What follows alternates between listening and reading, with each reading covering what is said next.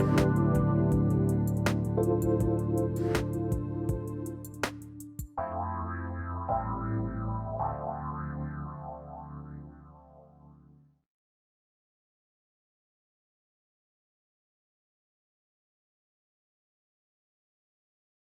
have got a jam-packed show, and we're definitely going to try to cram it all in because I've got a gazillion questions.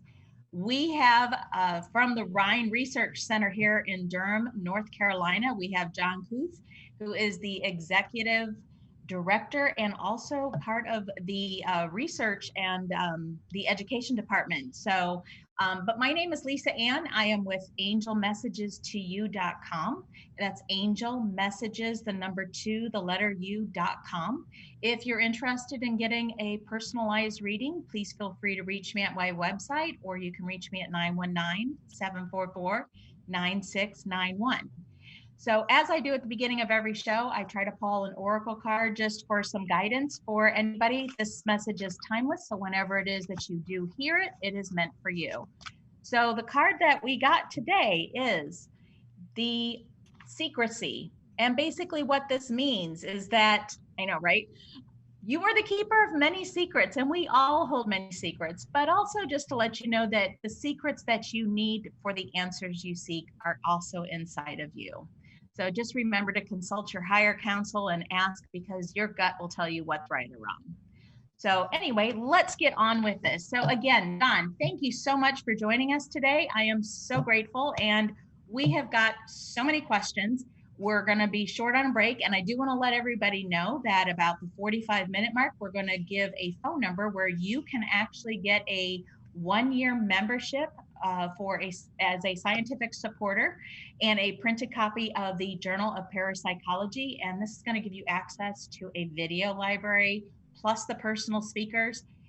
There's like over 100, and you just can't get enough of this stuff. So you can't make this stuff up, and that's the cool part. So John, thank you so much for joining us. How are you doing today? I'm doing great. Thanks for inviting me. Thank you. No problem. So tell me a little bit about the Rhine. Just what is the Rhine, and for people that don't know? Well, the Rhine Research Center is the oldest operational parapsychology lab in the country. It started in Durham back in 1935 as part of Duke University, and it moved off campus in 1965. And since then, we've been continuing to operate, doing scientific research in parapsychology, publishing a professional journal for the field, and continuing to build a community and provide education to people around the country. That's so amazing. And to know that this is just part of the history, and it's been going back way many years. So now, how did you become involved in this? I mean, you didn't just say, hey, you know what, I decided I'm going to go join the Rhine. How did you get involved with this? Well, it's funny because I kind of did decide that, but I decided that whenever I was probably about 20 years old. And a long time ago, when I was in college, I found, I had a strong interest in this field from when I was a child. And whenever I was in college, I realized I found out the Rhine existed. And I always thought, boy, I'd like to go work there someday. So then life happened, I finished with college, started getting jobs, lived in different places. Eventually, I moved to Durham because the Rhine was here. But I didn't end up going to the Rhine for, really 20 years. It took me 20 years before I walked through the doors. And then once I walked through the doors, I found out that everything I'd been doing for the last 20 years was developing skills and experience that they could take advantage of at the Rhine. So I started to do some research work, started to do technology work, and update their website and do some computer systems with them. And I've been working there ever since. So I've been here since, it's been about 10 years I've been working with the Rhine now, a little longer doing research, and I've been the executive director for about 9 years. That's amazing. So, okay, so you got involved because you had an interest. So what's your superpower? What fascinates you personally the most? I mean, it's an interesting field to get involved with, but there's something really specific, I'm sure, that you just said, I got to go find out. What was that for you? So you asked a couple different questions there. One of them is, what's my superpower? And I think really what I feel like my superpower is I have just a real passion and a very strong interest in this field that continues to drive me forward. But when you're asking specifically about, hey, what about this field drew me to it? That's kind of, I grew up in a family that was very receptive to these types of things. We didn't call it parapsychology or even ESP at that point, but we would do things like we would play games together. And we knew if you were playing something like Trivial Pursuits, don't read the answer when you're playing with each other, because they'll guess the answer much more easily if you read it already. And we had to be real careful with dice games too, because, I swear, playing backgammon one time with my brother, it took me over a month. I did not win one game, and we played many every day, because it just seemed that I couldn't get the dice to do what I wanted them to do, and his always did. So there was this ongoing kind of, what is this stuff going on? But it was very natural for us. And when I started speaking to other people about it, they didn't quite understand what it was. They didn't understand what I was talking about. And it confused me because it was so natural in my family. So I started to learn more about how to speak to people about it. And I thought, hey, the science angle might be a way to do it. And I started to learn more about the research and understand more about how people would express things scientifically. And so when I found the Rhine, it was a good fit, a very good match for me. So the one overriding thing that I think really drew me to it, though, was energy healing or healing types of practices, because I grew up in a family where we learned healing things whenever I was a child. It went through my mother's family, and I found out a few years later, that it was also in my father's family. There were healers in my father's family as well. It's not like we did magic. We just did what we learned growing up. And, I work within that area as well. That's amazing. Well, I know that there's so much that the Rhine covers. What are some general groups that are already part of the curriculum of the Rhine that if people wanted to get involved with them, I mean, there's so many different subjects that you all cover. So, and I actually am a member. I've been a member for the last couple of years, and I love it. And it's just, you can't get enough of it. You crave it. You want to know more.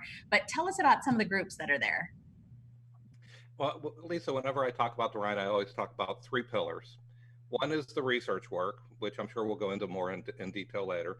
The other is education. And that's the Rhine Education Center, where we have online courses that we teach in parapsychology. And the third is the community. And building the community involves having meetings where people can learn more about the phenomena, having an opportunity for people to discuss things together, and just providing a safe environment. So many people, they have experiences and they don't know what they are. Yep. And they want to know, where can I go to talk about this? And when they try to talk to their friends or family, as I found when I was younger, they don't understand it. And sometimes you get ridiculed. Yes. Sometimes they'll be mean to you or even call you the devil or something, But so the Rhine provides a safe space for people like this. And one of the meetings that we have that has been going on for a number of years now is called PEG, or Psychic Experiences Group. It meets once a month on the first Tuesday of every month. And I mean the first Tuesday religiously. Even if it's New Year's Day, doesn't matter. They're going to meet the first Tuesday. It's available online now. So we oftentimes have many people coming in from all over the world. We had someone last month from Australia who joined us in our online PEG meeting, which is really nice. It's just an opportunity for people to speak to each other about their own experiences, hear from other people about their experiences. And it's not really like a counseling group or a support group. It's just a way that you can experience this with other people who have similar types of experiences. So that's the PEG group. We also have a dream studies group, which meets on a third Monday of every month, where people talk about it's not all about interpreting dreams, but it's about how people use dreams. And they do people do share their dreams, and they follow certain methods in order to help people to better understand their own dreams. So for example, if you told me your dream, I'm not going to tell you what your dream means. I'm going to help you to find a way to understand what your dream means. So it's a really interesting group. It meets the third Monday of every month. We have a remote viewing group that meets on the third Wednesday of every month. We also have a research team meeting every Wednesday afternoon. All of these are listed on the Rhine website. So people can join these and meet other people who are like them and who have a similar interest to them. Or even if you don't have your own experiences, it's a way that you can sit down and hear what this is about and learn more about the topics. Definitely, definitely. I think they're all really founded really well, and it's a very comfortable place to talk. And they always exercise at the beginning and make statements like, "This is a safe place. People need a place to bring it to the forefront, try to understand it themselves." And everybody has just been so warm and genuinely happy about being able to share those experiences. But one of the things that you have mentioned was the education part of it. What kind of courses do you all offer, and how would people see a list of those courses? So when I came to the Rhine, like I said, it was a little more than 10 years ago. I had to do I wanted to be a parapsychologist. I wanted to learn how to do the science. And I realized when tried to go to universities and learn more about it, there weren't any classes offered in parapsychology. I just couldn't find, and maybe I could find a school that had one course in the folklore department that was on, but it was nothing like really learning how to do research. Well, I met another researcher, Christine Simmons Moore, who was at the Rhine at that time. She had her PhD from UK, from Northampton University in UK, and we realized we needed to find ways to educate people. We sat down together. She developed a course called The Introduction to Parapsychology, and I had a technology background, so I created the online platform for it in a forum. Together, we developed the Rhine Education Center. So it started in 2011. Okay. And we offer online courses, not teaching people to be psychic. There's a lot of places they'll tell you they're doing that. That's not what we do. What Okay. we do is we really help people to understand the scientific approach to the work, give them the true foundation, where the research leads and what's true and what's not. For example, you know, if you lost your keys and you needed help finding it, then there's research that might give us direction on how to do that. And you might learn a little bit about that research from the Rhine Education Center. But also at the same time, if all of a sudden your phone rings and it's across the room and you say, "That's my sister calling me," that doesn't mean you're psychic. And so helping people to differentiate these things and recognize when it could be a real psi phenomena and another time when it might not be. That's what we try to do in the Rhine Education Center. Okay. So the website for the Rhine Education Center is rhineedu.org. There is a complete listing. We have certificate programs, which provide you different guidance if you have different areas you're interested in. If you're interested in getting a research certificate and learning the science, if you're interested in learning about the experiences, different ways you can explore the topics. We have a curriculum of probably about 40 different courses that are offered, Oh, a wow. little bit at a time. They're not all offered at the same time, but we'll be starting new courses in September. Oh, okay, great. Well, that's a good time for anybody wanting to get involved with that. So, okay, so I gotta ask, what would you say is the most shocking or interesting thing that you've learned that you have personally been involved with, like that blew your mind personally? Yeah, I told you my background was coming from a healing background, and I Right. was interested very much in studying energy healing, helping people understand what the procedures are and processes. Um, but and I was very interested in connections between people. Okay. And when we talk about ESP, extrasensory perception, this is talking about the connections, the perceptions we have of either people or people's connections with the world, how we learn about things, how we gather information.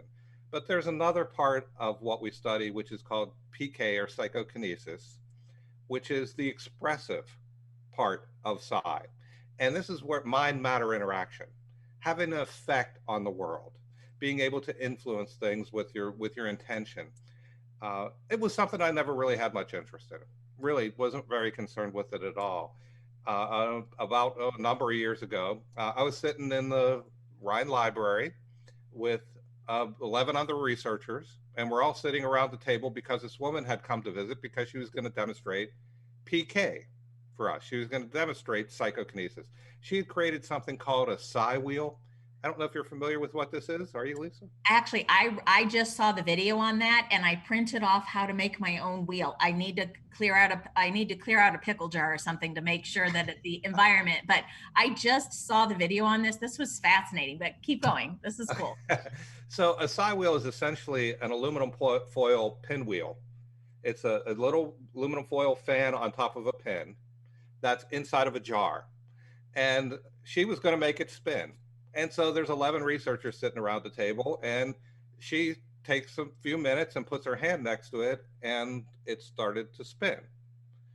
Now, this is something that, I know that if you do this and you don't have a cover on it, it's not so hard to do this. It's very easy to they'll spin very easily because they're very well balanced, and a little bit of air will make it spin. But this was covered inside of a jar, so the wind couldn't get to it. But there's still other tricks you could play, like, you could use magnets, or maybe static could make it.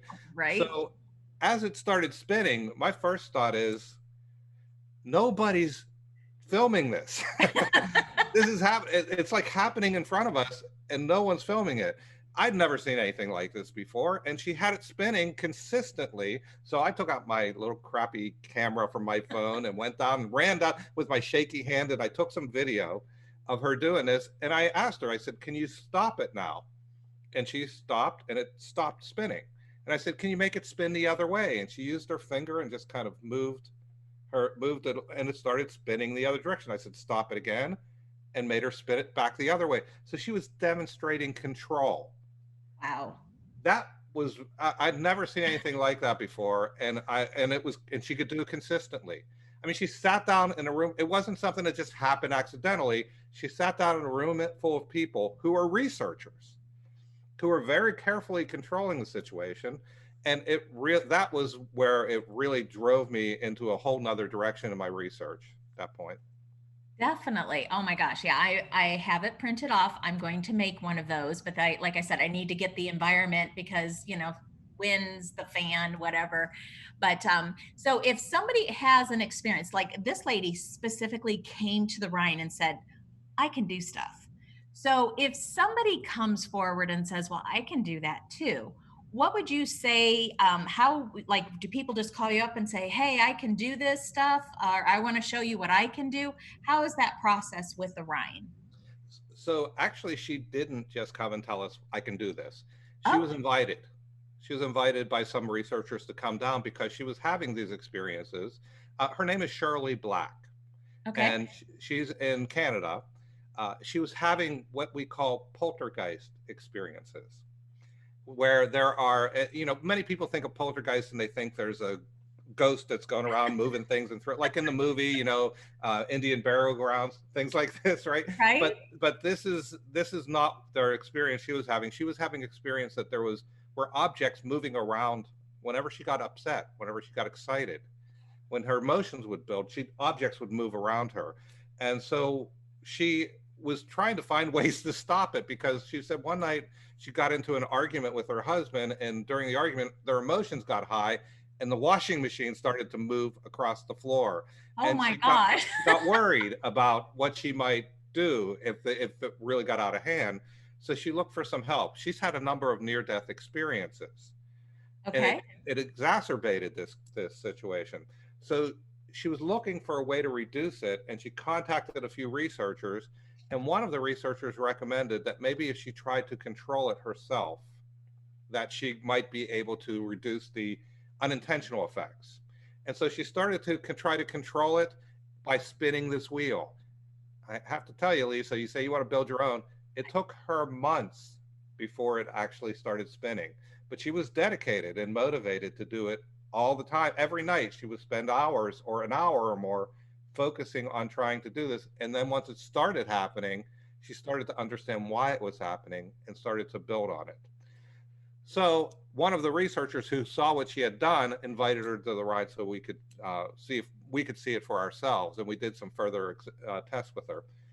Other people who are having experiences, we do have a place on the Rhine site where you can report your own experiences, whether it be something that you feel like you're able to do, or even something like, you might have even abduction experiences, or any experiences that people might have that they think are paranormal. you can go ahead and report that, and you can list it, and it'll be part of our database of experiences. We don't verify them. We Okay. accept it at your word that this is what you're experiencing, but we don't typically just, if people walk in, um, I mean, right now, of course, because of the current situation, the library's closed and the office is closed. But if people walk in and they say they can do something, usually it's like, show me. And if you can show me what you can do, then sometimes I'll be, and I mean, you have to, it's not something where it's like, oh, sometimes I do it. No, if you can show me what you can do, then that's something I can likely test in the lab. Uh, we sometimes run studies where we're looking for people either that do have certain specific abilities or just general population studies. When we have those studies, I'll advertise on the website, I'll put it on social media, I'll put out calls for participants, and people will come by the lab, and that'll be part of one of our studies. Lisa, were you part of one of our studies in the past? No, I played with the ESP games, but we'll get to that in a minute. Okay. but usually we don't just have people come in and just test them live when they come in. Usually it's because it's part of a larger study that we have running. Gotcha. So what is the big project that the Rhines, and I realize with COVID that, there's limitations about, people getting involved in doing those things. Is there a project that is the current study right now that's going on? There's a few of them, Oh, but there's two I'll mention to you right now, because these are two of the major two things that I'm involved with that are some of the major studies. Well, I told you about this PK experience we had, yeah. where this woman was spinning this thing in the jar. She's consistently able to do that, and now there are some other people who have learned the same technique following her methods, and they've developed similar types of skills. Having this consistent effect on objects is something that is very valuable for a researcher, because once you see it happening again and again, first of all, people say, is it real? And I don't even say it's real or not. Now I say it happens. It happens Okay. in my lab. I see it all the time. And it's an effect that a lot of researchers don't see. But because it happens so consistently, I have to take this on as a responsibility to learn more about it. So one of the studies is relating to understand what mechanisms go into this. Is it a certain state of mind that people are in whenever they're able to do it, and other times when they're not able to do it, are they in a different state of mind? That's a good Do point. they do it, before lunch, after lunch? Really, it's things as simple as this. If they, if they eat certain foods, does it make it better? And anything we can do, and also trying to determine, can we determine what the mechanism is, not only psychologically or their mood and emotion, but also, is there a mechanism, something we can measure, an energy that we might be able to measure, something that's causing this thing to move? Because if it's moving on demand from a person, you would Right. imagine there's something either coming from that person or something happening at the object that we can measure, or we should be able to measure. If we can't measure it, well, that tells us something too, right? Right. So we've done things like we look at magnetism.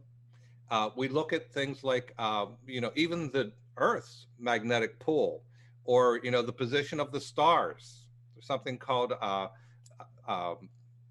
the local sidereal time, which is the position of the Earth within the atmosphere, or within the galaxy. And so all of these things, we look at all of these. We also look at things like the temperature, the climate, and all of these things to see if they have an effect. And we haven't been able to find anything yet that we can measure directly. So that's one thing we're looking at, is PK, and what are the mechanisms that allow PK. Part of that also leads into a second study that we're doing, which is related to the thing I like to study, which is healing, Right. right?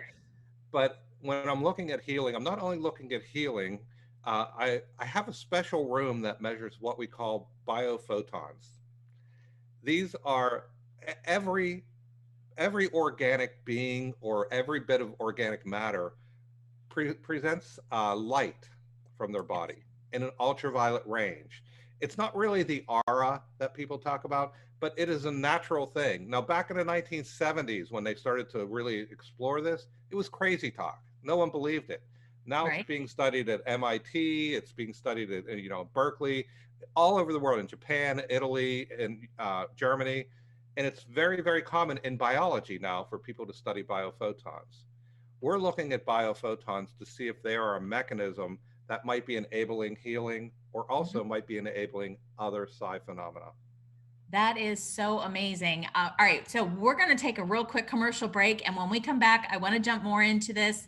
I want to talk about the healing. And I have seen the room personally, and it's just crazy. And what you guys are looking at and doing. But also, I want to jump into we were talking about the ESP games and some other great topics.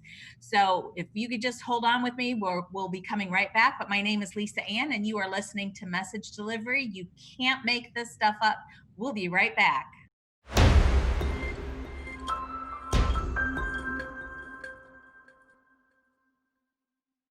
We have all sorts of really cool information still coming up. But John, can you tell people how that they can actually become a member of this? Sure. Well, the Rhine has been around for a lot of years, and we're a nonprofit organization. So we really support ourselves by memberships and by donations. And you can learn all about it if you go to the website at www.rhine.org. It has all types of information about the types of meetings we offer, the events that we're doing. We have an events calendar up. We always have events, one or two every month. We have some workshops that we run. And also you can get information about the classes. And there's a place on the website where you can join and become a member. If you're a member, you get a lot of benefits. You get all the meetings for free, all the online meetings. You also get access to our full video library. We have a video library of the talks and the speakers who have come through the Rhine for the past 10 years or so. And there's over 100 videos in there Yep. available to members. There are some that are available to everybody, and you can get in and you can see some of the videos. But if you're a member, you can see all the videos going back, including people who are part of the psychic spying program, the Stargate program. People who we have some with mediums who talk about the experience of being a medium. Yep. We have some with people who do healing work and who talk about their experiences with healing. And of course, many researchers who come in and talk about their research work. Absolutely. Well, thank you for giving us some information on how people can be a part of this. And so we were talking before the break about healing, and I know I'm going to say this wrong because you repeated it once. Gonsfeld room, if I said it correctly. You said it right. Oh, yay. Okay. So this is actually, and people, I have seen this room in person. It is a completely pitch black room, and they have taken all the safeguards to make sure that there is no outside influences. But I actually did some research on this room as well. So, and it has to do with healing. So, John, what can you tell us about this project in the room?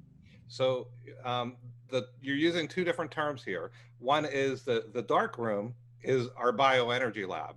Okay. The Gonsfeld room is a different room where we put people in to test ESP. And Okay. that's where Okay. we put the ping pong balls over people's eyes. That's a whole different story. But Right? but I think you were asking about the bioenergy lab, the dark Yes. room. Yes. Yeah. So the bioenergy lab, it started a number of years ago at Duke University. There were some researchers who were looking at trying to see if they could figure out how to diagnose. Um, I think they were diagnosing fibromyalgia and doing it with light, looking at light emissions. And they got all this really sensitive equipment, and then all of a sudden, a test came out right as they were about to release it, and it was a lot easier and a lot cheaper. So they had this equipment, they didn't know what to do with it. What they did is they brought it and started to bring in people who said they were energy healers. So Okay. we have a really sensitive piece of equipment. It's called a photo multiplier tube. It's a used in laser technologies. It's used in medical applications. Engineers and physicists use them all the time. It will measure a single photon of light every half second. Oh, wow. It's extremely sensitive. So you can imagine with a piece of equipment that sensitive, when you use it, you have to have in a really dark room because it'll get overwhelmed with the Yes. number of photons that are in any other room. So we have a completely pitch black room that is within another room that's protected by outside light. So it gets really, really dark in there. We bring in people who say that they're healers. And we don't know if they're healers. We didn't test them to see if they are, but they say they're healers. We bring in martial artists. We bring in people who do a lot of meditation, or people who are having certain psi experiences. And we bring them in the room and see if we can measure changes in the light emissions from them. So when the room is empty and there's no one in there, we'll typically measure about 3 to 5 photons a second. That's not much light. It's dark. It's way dark in there. It's really dark in there. Yes. If I bring a person in, once I got the system set up and running, and I bring a person in, anybody, it doesn't matter who, and I have them sit in front of the machine, that number jumps up to about 12 to 20 photons a second, because we glow, all of us. Okay. We have this natural glow in the ultraviolet range. Yes, and as I was mentioning before, it's not only people, but it's animals, plants, any organic matter, even blood cells, glow in this ultraviolet range. Still, it's not very much light, 12 to 20 photons a second. So what we do is, once we get a very strong baseline, we then ask people, start your healing, like they'll do remote healing. Right. Or we'll say, do your martial arts form or start your meditation. And we try to see if there's any variance from the initial baseline that we get. With about 90% of the people that we bring in there, I get nothing. I get baseline across the board. Okay. But with about 10% of the people, I get a change in light measurements. And when I'm talking about a change, I'm saying 12 to 20 photons is a baseline. That will jump up to 80 photons. Wow. That's a big change. It's 4 times the baseline. Yeah. But it will also, I'll see people, it'll jump up to 200, 3,000, even have people go into the hundreds of thousands or even 1 million photons a second. Wow. From 12 to 20. You don't need statistics. No. There's something really unusual going on in that room. Definitely. And so we're trying to understand how this relates to the healing activity, how it relates to people who are doing martial artists. And when I talk about these things, I talk about healing. You talk to people who do healing, or talk about energy blockages and helping the energy to flow through the body in different places. Right. You talk to martial artists, and they talk about chi. Yep. Moving through the body. And oftentimes meditators talk about kundalini energies. Yep. These energies are something that people have been talking about for centuries, but we've never been able to measure what they are. It seems now that we may be finding the first indicators of what is chi. It's demonstrated by light, ultraviolet light, but it can only be detected in really dark locations. So we have to have a very controlled lab. Wow. Yeah, no, I actually watched one of the online videos, and they were actually talking about that people's hands and places where they were generating this healing energy, like their hands will glow because of this, of the amount of energy that was coming through there. So I just thought that was just fascinating, because there's a lot of truth, and people say, hey, you know, their hands get warm, and that's energy that's been produced, and that is what is transferred when people are doing energy healing. And it's just fascinating that, you know, and this is where the science and spirituality kind of merges together, which is the slogan of the Rhine itself, is that, you know, where spirituality meets, you know, science about, you know, behind it. So okay, so you've got that lab, and the other one that you were talking about, that you with the ping pong balls. Yes, that's the Godsfeld room. Okay. And yes, and that's a room, and there's been rooms set up like this since about late 1970s. That's for testing ESP, and the way that that's set up is you have 2 different rooms that are the same. They're separated from each other, and they're like metal boxes. Okay. They're completely metal on the walls and on the ceiling. And when you close them up, they become what we call Faraday cages. That means electricity won't penetrate through it. When you go in there, your cell phone signal's gone. When you go in, you know, any type of electrical signals are blocked from going into that room. When I bring in people who are sensitives and they go in and they sit in that room, the other thing is it's acoustically shielded too. But Oh, when people who are sensitive go in there and they'll sit down in the room, they'll just like be like, I don't ever want to leave, because it's not only quiet acoustically, but it's electronically quiet as well. So people who are sensitive are always feeling these energy fields that are around us that are naturally all the, self signals and all the Wi-Fi that's around. It's all blocked out in this room. And it just gets very relaxing and very comforting. So we bring people and we'll put them in this room, and we'll have one person in one room, and we'll get them very relaxed and very comfortable. We do put ping pong ball halves on their eyes. Well, this is the old method. We're not doing that now, but you essentially are trying to get them into a bit of an altered state, get them very relaxed. And once they're relaxed, we say, start speaking stream of consciousness, whatever comes to mind. Doesn't matter, just whatever comes to mind. Meanwhile, in the other room, there's a video playing. No one knows what's on the video. The person in the room doesn't. I don't know. It's a randomly selected video. Once they're finished, sometimes we have a sender in that room also, somebody who's sitting there watching the video, who's trying to send information to the person who is speaking stream of consciousness. right. And the question is, when we're done, does their impressions, do they match what the video was in the other room? And so this is a way to test ESP, to determine whether there's actually any information, if people are able to get information, and whether this method and this technique in the Gonsfeld room actually helps people to become more psychic. And it does seem to, the results show that it does seem to have a very significant effect on people's ability to get information from a distance. That is so cool. And I know that just to have those areas, like you said, when you can cut off the stimulation of the extra energy and everything that's going around, it's just, you don't realize how bombarded you are. But when you take that external factors away to be able to communicate, psychically, I know that, when I'm working psychically, I need to shut down and meditate and get into that meditative state to try to block out. And there's stuff I can't block out. So when I am working in that capacity, it makes a difference. So, It's something we call the signal to noise ratio.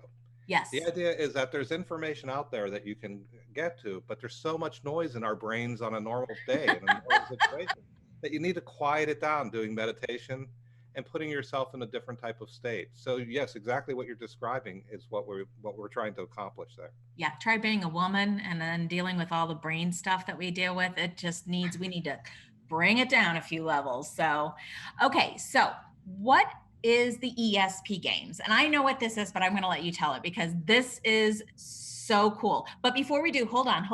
Before we get into the ESP games, I am just telling everybody right now, you have a chance to win a 1-year membership as a scientific supporter with a printed copy of the Journal of Parapsychology, access to the videos with over 100 speakers in the last 10 years. If you are the first caller at 1-800-930-2819. And again, that's 1-800-930-2819. So good luck. But okay, so let's talk about the ESP games. Mm-hmm. So we have, you have every couple of months or so. And I know we haven't had, I don't know, did we have one earlier this year? I've participated in this. So I just think this is just the bomb. So tell us about the ESP games. Well, we call it Psi games or ESP games. Okay. We talk about these. We try to make these fun nights for people Yes. who come to the Rhine, and we really enjoy them. And the idea is to show people how ESP used to be tested in the past, but it's a participatory event. Yes. You get to be part of it. And I remember when you were part of it, it was a lot of fun because we do things like we have people trying to guess ESP cards. You want me to show these here? Yes, I have yes. some Go ahead. ESP cards. I just happen to have some in my house here. But yeah, I know some of you guys have seen it with circles, stars, wavy lines, squares, and crosses. These are ESP cards. And, JB Rhine started this back in the 1930s, testing people to see if they could do telepathy. One person would look at the card and really concentrate on it, and the other person would try to guess what it is. Right. So that would be mind-to-mind communication. Another thing is they would have the card and nobody would look at it. It would just be face down to see if people can get information directly from the card which is what we call clairvoyance, getting information from objects. And then the Correct. third thing is precognition, where I would take all the cards and shuffle them up and say, you guess what the cards are going to be. And then I turn them over and see how close your guess comes to what they actually were. Yep. This is one part where you get to be tested using the ESP cards, or Zener cards, as some people call them.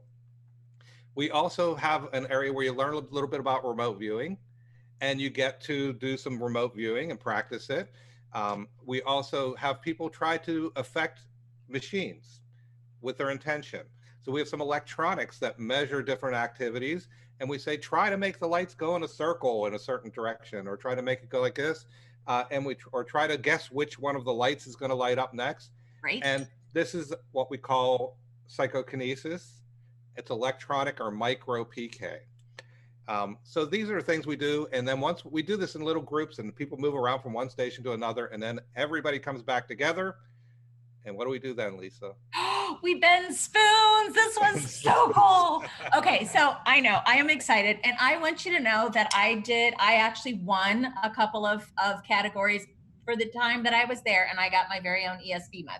So we bend spoons, and I know that this is just wild, and my kids are like, Mom, you're freaking us out, but still. So there's a way, and I'm just pointing this out, and I don't know if you guys can see it, where this is a spoon that has been bent. See, and John, oh, you did one too. So, I mean, it's one thing if you're just going to bend it, in half like that. But I've actually gotten this twisted so minutely, and it is just the wildest thing. And everybody gets excited, and we all do it together. And it's the energy that we possess that we forcibly put towards it. And I know that we have talked about this before, there has been one or two people that have been able to make it move without touching it, but we physically are bending these. But to think about it, we're creating the energy in it that it bends easily, versus just, you don't get pliers and start twisting it or anything like that. So as far as, you guys have this, we do this, and that's like the end of the ESP games. We have contests, and everybody talks about, who we have. They actually keep track of who won, who had the best hit secret. I know, but it is so much fun. And to know that you were actually better, it's just amazing, because you think you do really good, and then you find out you did really bad. So, but you also have like this huge jar of all these bent spoons. How many spoons would you say are in this jar? I mean, that would be like a great contest game. Well, this is the thing.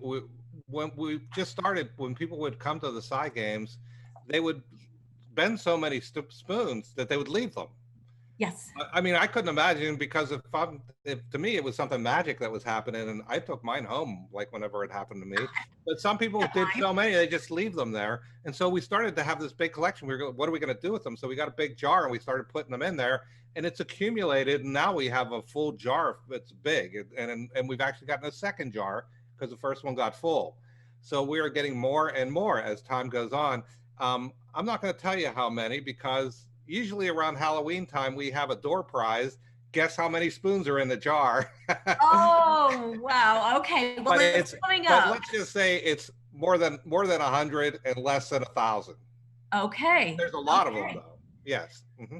Yeah, no, that is just like so fascinating when you actually see, but not everybody can do it, but there are people that you didn't think could do it that can. So I just think that's just so fascinating. So what is the youngest? There was actually one of the games that I had participated in, and there was somebody, and I think it was a kid, maybe 7 or 8. I don't know. What is the youngest person that you work with there in the Rhine? If they have abilities that maybe mom or dad are accepting of and they want to have tested.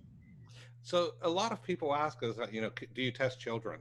And and the other thing people oftentimes ask us is, do you test people who are on like different drugs, like psychedelics and things?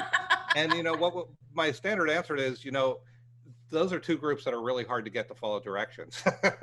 Kids and people who are on heavy drugs don't follow directions real well.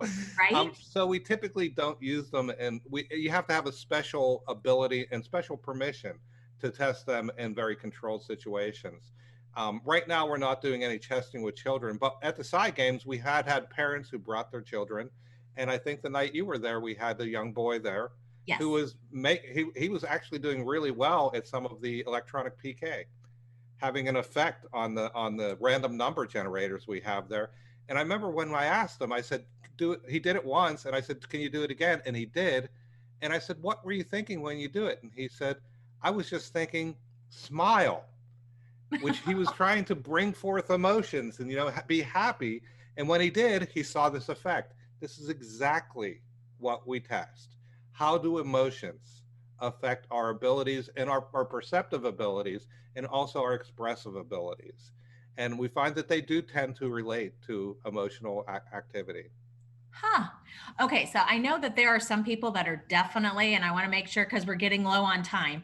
Talk about poltergeist, paranormal experiences, apparitions, hauntings, things of that nature. Does the Rhine get involved with any of that, and to what degree? So, and you mentioned I mentioned earlier the woman who was having poltergeist effects around Yes. her. We will, if we have somebody who calls and they report that there's some activity that's going on at their house, we will sometimes go and check it out. We don't always go because we don't have a team, a You're not the paranormal Ghostbusters? investigation. Come on, No, Ghostbusters. no, and we don't have proton packs in the basement Oh or my anything, God. nothing Why like this.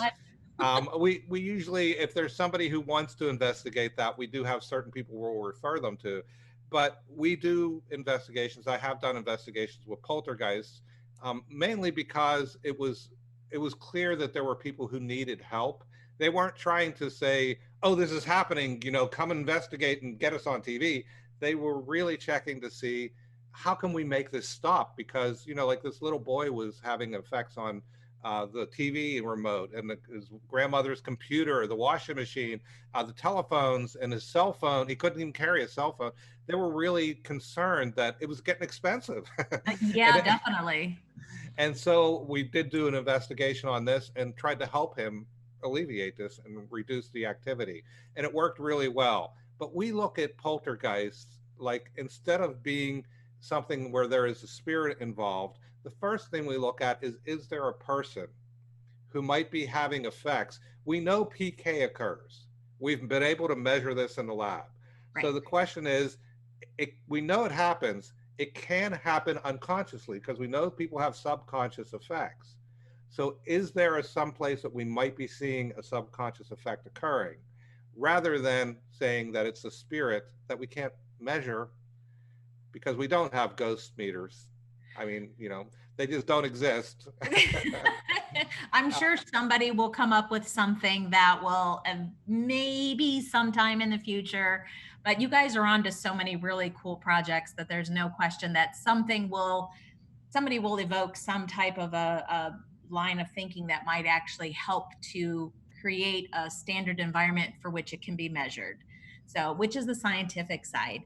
So, just being nosy, has there ever been any celebrities that have come through? I mean, Duke University and the Association of Rhine is actually pretty big, but have there ever been any celebrities that have reached out to said, "Hey, I got superpowers. You want to test me?" Or has there been any association with any of that? Well, back when JB Rhine was running the lab back from 1930s to 1960s at Duke, there were a lot of celebrities because it was a very famous lab at that time. So there were people like Burl Ives, who I think he was, I'm not sure, he was not Frosty the Snowman, but in Rudolph or something. I don't know.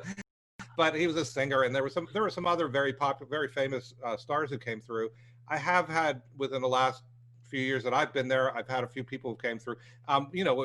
Joe Rogan came through and did a show from the Rhine at one point, and we showed him the lab. And you can probably find that if you look online. I'm sure it's on Amazon or something. But we have had some other celebrities or people who are well known who have come to the Rhine, but I can't tell you who they are. Oh, those Sorry, I can't. confidentiality We have remarks. confidentiality, and I don't. I promise people that this is part of what we do here. We Right. want it to be a safe environment for people, and we want them to feel like they can trust us. Absolutely. So, Well, John, we're getting really short on time, and I swear I could talk to you for hours just because this stuff is so fascinating and you get excited about listening and hearing all this stuff. But Can you tell people again about where they can reach out to either make a donation or become a member where they can actually participate and learn more about some of this? Sure. Really, the website is the best place, Rhine.org.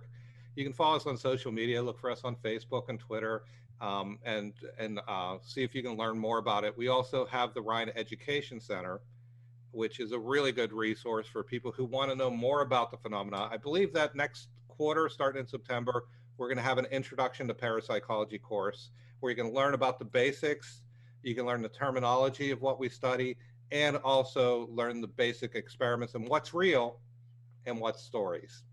You know, what you see on TV on a lot of these shows, that's not what we do. And Well, so we're trying to show people what we do from a scientific perspective so they can get a better sense of being critical thinkers whenever they look at these things. So Rhine.org is really the center location where you can find most of the information.